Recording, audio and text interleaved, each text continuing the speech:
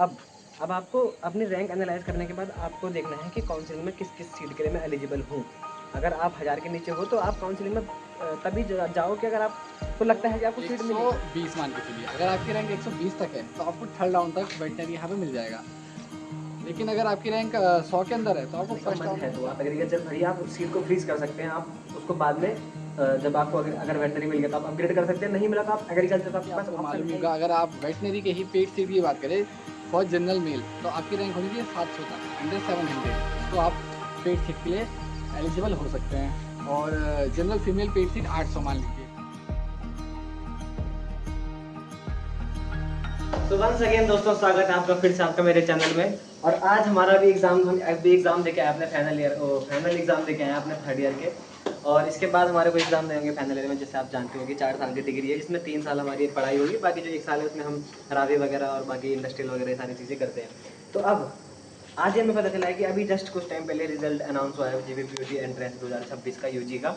और मैं फिर से स्वागत करना चाहूँगा ऋषभ गोस्वामी जी का, जिन्होंने कि पहले भी काफ़ी आपका सपोर्ट किया है और काफ़ी आपको इन्फॉर्मेशन दी है। मैं दोबारा उनको बुलाना चाहूँगा और उनसे पूछना चाहूँगा कि क्या प्रोसेस है। अब आपका जो आपने एग्जाम दे दिया, रिजल्ट आ गया, रिजल्ट के बाद की काउंसलिंग तक की क्या प्रोसेस है, आप एक बार समझाइए। आइए ऋषभ भाई, कैमरे के माध्यम से आप लोगों को समझाइए कि क्या क्या प्रोसेस होने वाली है और क्या क्या आगे करना चाहिए। तो देखिए, जैसे कि अब रिजल्ट आ चुका है, अब जाहिर सी बात है आप लोगों को पता चल चुका होगा कि आपके क्या रैंक आएंगे वगैरह।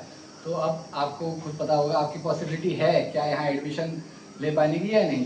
अब आपको अगर मान लीजिए आपकी रैंक अच्छी खासी है तो आपको एक बार डॉक्यूमेंट वेरिफिकेशन के लिए पन्नागर आना पड़ेगा। उसी दौरान आपकी काउंसलिंग होगी यहाँ पे। अगर आपके सारे डॉक्यूमेंट्स वेरीफाइड हो जाते हैं तो आपको यहाँ सीट मिल जाएगी। तो क्या वो कट ऑफ की रैंक बता दें? मैं आपको दर्शकों को एक चीज़ कहना चाहता हूँ कि पहले तो जब आपका रिजल्ट आ गया तो अब आपकी रैंक शायद 400 500 600 जितनी भी है, अब 1000 तक के रैंक के शायद एलिजिबल होंगे जो उसमें अप्लाई कर सकते हैं काउंसलिंग में। तो अगर आपकी रैंक 1000 1200 800 700 तो आप मेरे हिसाब से काउंसलिंग के लिए अप्लाई ना करें, क्योंकि चांसेस हैं आपको जनरल में ये सीटें नहीं मिलने वाली है। और दूसरी बात, आप काउंसलिंग में टाइम वेस्ट करेंगे, पैसा वेस्ट करेंगे, वो भी खराब चीज़ है। तो मेरे हिसाब से आप सीधा सेकंड राउंड में काउंसलिंग कीजिए अगर आपकी रैंक काफ़ी ज़्यादा है। अब बात करते हैं जिनकी रैंक कम है और कैसे काउंसलिंग के फॉर्म भरना है और किस तरीके से आपको यहाँ पे पहुँचना है। तो आइए हम आपको दूसरी लोकेशन पे ले जाते हैं, क्योंकि अब धूप जा चुकी है तो हम अब बिना धूप में तो अब आपका रिजल्ट आ चुका है। रिजल्ट के बाद आपको क्या करना है, आपको अपनी रैंक देखनी है, आपको एनालाइज करना है कि कट ऑफ क्या है। अब मैं आपको एक चीज़ बता दूँ कि एलिजिबिलिटी और कट ऑफ में बहुत फ़र्क होता है। आप लोग अक्सर सवाल पूछते हैं कि भैया ये 1100 1200 ये जो एलिजिबिलिटी है, इसमें मतलब हमको इसमें सीट मिल जाएगी। पहले तो देखो, बच्चे बहुत कम होते हैं जो यहाँ का एग्ज़ाम देते हैं। आप मान के चलो 12-14 हज़ार, मैक्सिमम 15,000 बच्चे यहाँ का एग्ज़ाम देते हैं। उसमें से अगर आप जनरल कैटेगरी के हो, आपके पास कोई भी सुविधा नहीं है हमारी तरह, तो आप 500 से ऊपर आप चांस कुछ एक्सपेक्ट मत ही करो मेरे हिसाब से, एग्रीकल्चर या फिर वेटनरी तो एक्सपेक्ट मत ही करो। अब अब आपको अपनी रैंक एनालाइज़ करने के बाद आपको देखना है कि काउंसलिंग में किस-किस सीट के लिए मैं एलिजिबल हूँ। अगर आप 1000 के नीचे हो तो आप काउंसलिंग में तभी जाओ कि अगर आपको लगता है कि आपको सीट मिलेगी। वरना अगर आप 1000 पे हो जनरल कैटेगरी में तो आपको चांसेस बहुत कम है कि आपको फर्स्ट काउंसलिंग में कोई सीट मिलेगी। क्यों? क्योंकि कट ऑफ भी एक अक्सर मतलब एक रेंज में होती है, तो उस हिसाब से आप सीटों को भरें। अब ऋषभ भाई, आप कट ऑफ समझा दीजिए कि किस कॉलेज की, किस कैटेगरी की कितनी-कितनी कट ऑफ जाती है। उस तरीके से लोग फिर अपने उसके हिसाब से एनालाइज़ कर लेंगे कि उनको किस में भरना चाहिए और उनके क्या मिलने के चांसेस हैं।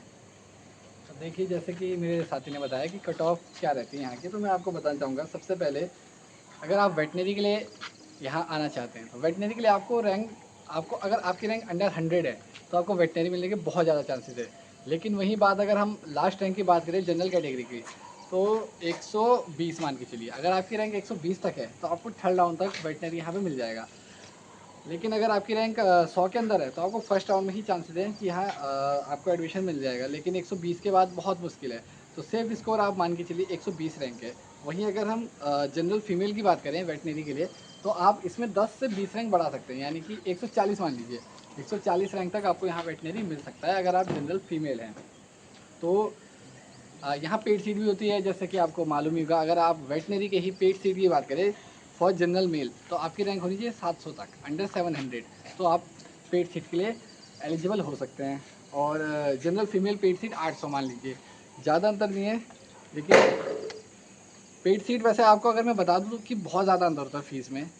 अगर आपके नॉर्मल यहाँ पे फ़ीस 1,20,000 है वेटनरी में एक साल की, तो पेड सीट वही 5 लाख हो जाएगी, यानी कि 5 साल की डिग्री के 35 लाख रुपए आपको देने पड़ेंगे। तो अगर आपका फाइनेंशियल कंडीशन अच्छा है तो ही यहाँ वेटनरी की पेमेंट सीट के लिए अप्लाई करिएगा। और अगर हम बात करें SC category, SC ST category की नॉर्मल सीट वेटनरी की, तो आपकी रैंक अगर 530 तक है, 530 550 तक, तो आप यहाँ एडमिशन पा सकते हैं। अब हम बात करते हैं एग्रीकल्चर की। एग्रीकल्चर में अगर आपकी रैंक 250 तक है, तो आपको चांसेस है कि फर्स्ट राउंड में आपको यहाँ सीट मिल सकती है, अगर आपकी रैंक 250 के अंदर है। और जैसे कि आपको पता ही होगा 3 राउंड होते हैं, फर्स्ट राउंड, सेकंड राउंड और थर्ड राउंड, जिसको स्पॉट राउंड भी कहते हैं। तो सेकंड राउंड में आपको 350 तक यहाँ पे सीट मिल सकती है। फर्स्ट राउंड में 250, सेकंड राउंड में 350।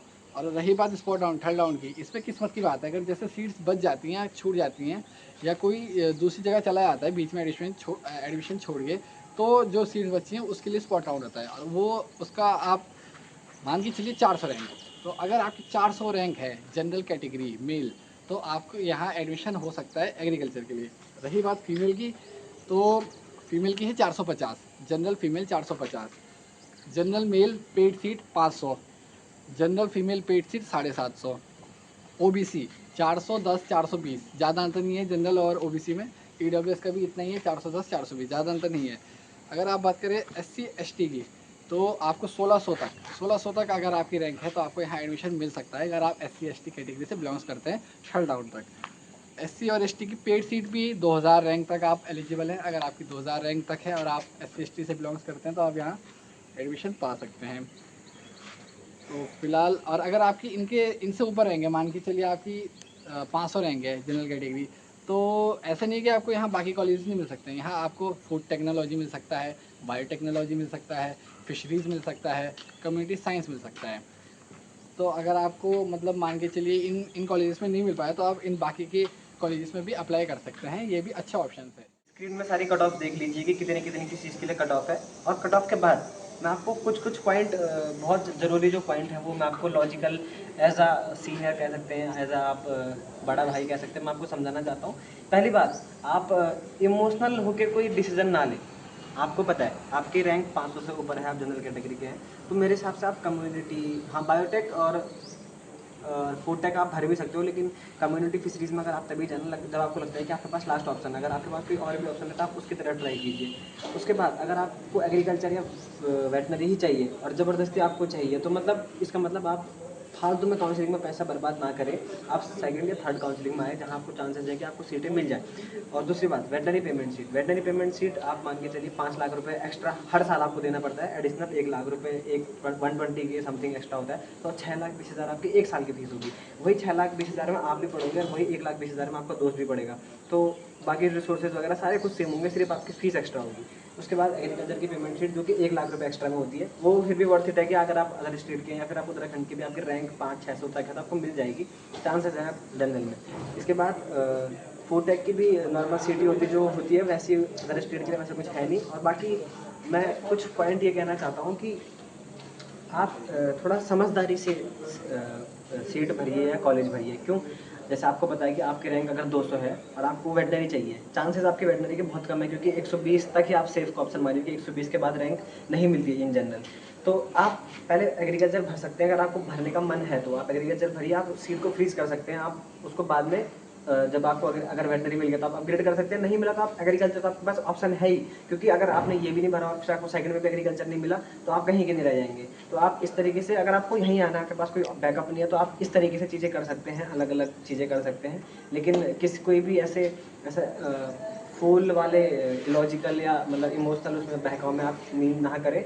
और दूसरी बात कि कट ऑफ का कोई स्पेसिफिक कुछ होता नहीं है, क्योंकि हमारे टाइम पे हमें भी याद है कि हमारे टाइम पे वेटनरी की कट ऑफ 180 के आसपास गई थी, 181 टू बी एग्जैक्ट। तो वो इसलिए गई थी क्योंकि हमारे टाइम पे नीट काफ़ी आसान हुआ था, 2023 बैच के हम हैं, उस टाइम पे नीट काफ़ी आसान हुआ, आपको भी याद होगा। तो जितने भी बच्चे जिनके नीट में होना था या जो टॉपर रहे होंगे यहाँ के भी इंडिया रैंक 10-15 वाले, तो वो सारे लोग उधर शिफ्ट हो गए। इसका मतलब आप समझ रहे हैं कि वो रैंक है वो आगे फॉरवर्ड हो गई। इसी तरीके से इस साल का नीट आप जानते हैं, पेपर लीक हो चुका है, इतना हंगामा आप देख ही रहे हैं। तो इसका मतलब जितने भी टॉपर लोग थे जिन्होंने यहाँ का एज अ बैकअप रखा होगा वेटनरी को, एग्रीकल्चर को, वो सारे यहाँ आ जाएंगे, वो सारे भीड़ यहाँ शिफ्ट हो जाएगी। तो इसका मतलब रैंक फिर श्रिंक हो जाएगी। तो आप इस चीज़ को भी अपने माइंड पे लेके चलिए और लॉजिकली आप सीटों का फॉर्म भरिए और बिना किसी के बातों में आए हुए और अपनी समझदारी से जो आपको चाहिए उसको प्रायोरिटाइज कीजिए। कि अगर आपको एग्रीकल्चर चाहिए तो आप पहले तो एग्रीकल्चर ही भरिए। आप ऐसा नहीं कि आप वेटनरी भर दिए फिर एग्रीकल्चर, क्योंकि चांसेस आपको वेटनरी ना मिले और फिर एग्रीकल्चर भी ना मिले, क्योंकि जिसने एग्रीकल्चर फर्स्ट भरा होगा उसको पहले एग्रीकल्चर मिलेगा, आपको बाद में मिलेगा। तो इस तरीके से आप चीज़ों को करिए। अगर आपके पास स्पोर्ट्स डिसेबिलिटी, आर्मी पर्सन और बाकी जैसे जम्मू कश्मीर, ये सारी चीज़ें आपके पास हैं, तो आप तो बहुत धन्य हो, आपके पास एक चांस है कि आप आगे बाकी से थोड़ा आगे अपग्रेड मिल सकता है आपको, रैंक कम रैंक पे भी आपको अच्छा कॉलेज मिल सकता है। तो इस तरीके से आप चीज़ें करिए, और कुछ पॉइंट्स आप अगर आप कुछ सुझाव देना चाहेंगे बच्चों को किस तरीके से चीज़ें करें, गलती ना करें जो अक्सर बच्चे करते हैं, तो वो बता दीजिए। मेरा यही है कि अगर बच्चे की रैंक मान लीजिए कई बार ऐसा होता है कि बॉर्डर रीजन पे होती है, मान के चलिए 390 380 है, उसको थर्ड राउंड तक रुक जाना चाहिए। जैसे हमारे टाइम पे भी ऐसा हुआ था, कई जो मेरी क्लासमेट्स थी या फिर क्लासमेट्स थे, मैंने उनको फर्स्ट राउंड सेकंड राउंड में कहीं नहीं देखा, लेकिन वो आए एकदम से थर्ड राउंड में, और एकदम से क्लास की स्ट्रेंथ जैसे मान लीजिए 30 लोग थे तो एकदम से 40 हो गई। तो वो 10, मैंने उनसे पूछा भी यार तुम फर्स्ट राउंड सेकंड राउंड में क्यों नहीं आए, तो उन्होंने पूछा कि हमारी रैंक थोड़ा मतलब बॉर्डर एरिया पे थी, तो हमने पैसा खर्च करना नहीं सही समझा शुरुआत में, तो हम थर्ड राउंड में आए और हमको एक ही अटेम्प्ट में मिल गई। तो मैं आपसे भी यही कहूँगा थोड़ा समझदारी से यहाँ पे अपना फैसला लीजिएगा और पैसों को बचाइएगा, क्योंकि आपको पता होगा काउंसलिंग फीस 500 रुपये होती है हर बार की। पहली बार में आओगे 500, दूसरी बार 500, तीसरी बार 500, तो इससे अच्छा एक ही अटेम्प्ट करो और उसी में मिल जाए, तो इससे अच्छा और क्या ही हो सकता है। इसके बाद अगर आपको अभी भी कोई डाउट है तो आप अपने रैंक जो आपकी कैटेगरी है, आप जहाँ से बिलोंग करते हो, आप मुझे एक बार कमेंट सेक्शन में बताइए, उसके बेसिस पे हम आपको सुझाव करेंगे, आपको ट्राई करेंगे कि हम आपकी हेल्प कर सकें, और कैसे आप कौन सा आपको सीट भरना चाहिए, हम आपको ये भी मदद करेंगे इसमें काफ़ी ज़्यादा।